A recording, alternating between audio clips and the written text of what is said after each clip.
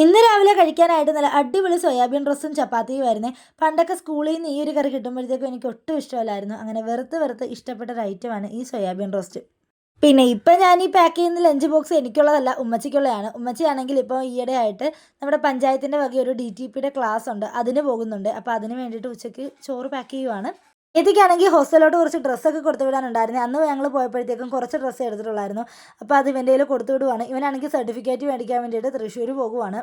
അങ്ങനെ അവൻ പോയി കഴിഞ്ഞപ്പോഴത്തേക്കും ഞാനും ഇതും കൂടെ പൊടി വാങ്ങാനായിട്ട് അംഗനവാടി പോയിട്ടുണ്ടായിരുന്നു. ഇതാണ് ഞങ്ങളുടെ അംഗനവാടി. എന്ത് പെട്ടെന്നല്ലേ സമയം പോണത്. 2-3 മാസം കൂടെ കഴിയുമ്പോൾ ഐദൂസിനെ അംഗനവാടി വിടാറാകും. അംഗനവാടി പോയിട്ട് വന്നിട്ട് ഞാൻ പെട്ടെന്ന് തന്നെ റെഡിയായി ക്ലാസ്സിന് പോകാൻ വേണ്ടിയിട്ട് ഇറങ്ങിയേ.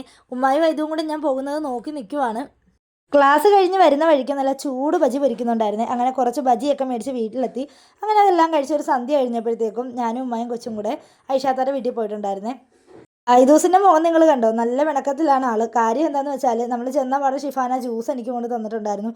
അപ്പോൾ ആദ്യം അവന് കൊടുത്തില്ല എന്ന് പറഞ്ഞിട്ടുള്ള പിണക്കമാണ് ഇപ്പോൾ ഈ കാണുന്നത്. അവൻ്റെ പിണക്കമെല്ലാം മാറ്റി കഴിഞ്ഞ് കുറേ നേരം അവിടെ സൊറയൊക്കെ പറഞ്ഞിരുന്നിട്ട് ഞങ്ങൾ നേരെ വീട്ടിൽ പോയിട്ടുണ്ടായിരുന്നേ.